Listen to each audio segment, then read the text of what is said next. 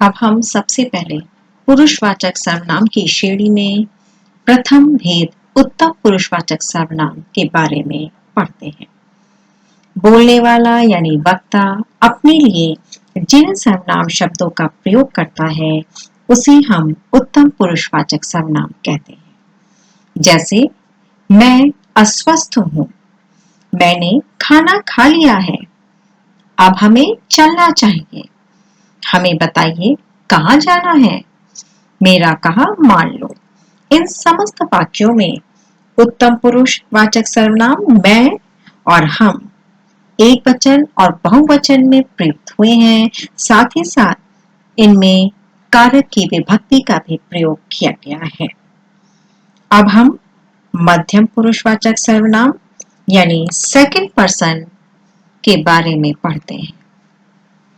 जिस सर्वनाम शब्द का प्रयोग वक्ता या लेखक सुनने वाला यानी श्रोता या पढ़ने वाले के लिए करता है उसे मध्यम पुरुष कहते हैं। दूसरे शब्दों में जो शब्द सुनने वाले यानी श्रोता के बोधक होते हैं वे मध्यम पुरुषवाचक सर्वनाम कहलाते हैं। जैसे तुमने बहुत अच्छा किया जो यहाँ चले आए, तुम कहाँ जा रहे हो, आप बहुत समझदार हैं, तू बहुत बोलता है, अरे नालायक तूने फिर काम नहीं किया, प्रभु तू ही प्राणाधार है। मध्यम पुरुषवाचक में तुम के स्थान पर आदर सूचक आप का प्रयोग किया जाता है।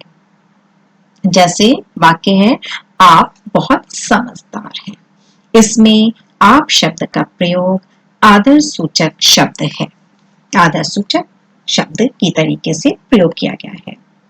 भाषा प्रयोग में तुम के स्थान पर तू का भी प्रयोग होता है। वास्तव में तू शब्द जो है समीपता, आत्मीयता, दुलार तथा प्यार प्रकट करने के लिए किया जाता है या फिर इसकी विपरीत स्थिति निरादर या हीनता दिखाने के लिए किया जाता है।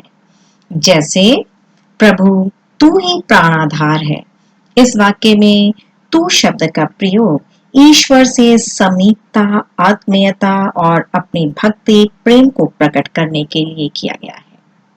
लेकिन दूसरे में तू बहुत बोलता है या अरे नालायक तूने फिर काम नहीं किया, इन वाक्यों में निरादर दिखाने के लिए प्रयोग किया गया है। इस तरह वे शब्द जो कि सुनने वाले के लिए प्रयोग किए जाते हैं उन्हें हम मध्यम पुरुषवाचक सर्वनाम कहते हैं।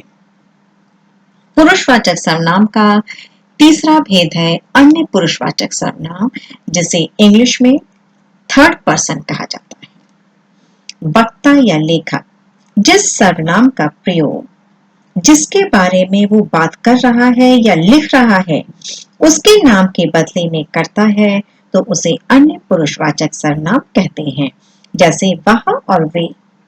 दूसरे शब्दों में वे शब्द जो बोलने वाले अथवा सुनने वाले के अतिरिक्त उन व्यक्तियों के बोधक होते हैं जिनके संबंध में बात हो रही है, वे अन्य पुरुषवाचक सर्वनाम कहलाते हैं। जैसे वे कहाँ हैं, वह तुमको याद कर रहा था, उसे कई पुरस्कार मिल चुके हैं, उन्होंने पाठ याद कर लिया, उसने सब पढ़ लिया है। इन वाक्यों में प्रयोग किए गए शब्द वे, वह, उसे, उन्होंने और उसने अन्य पुरुषवाचक सर्वनाम है क्योंकि ये संकेत करते हैं कि ये सभी बातचीत में तीसरे व्यक्ति के बारे में कहे जा रहे हैं।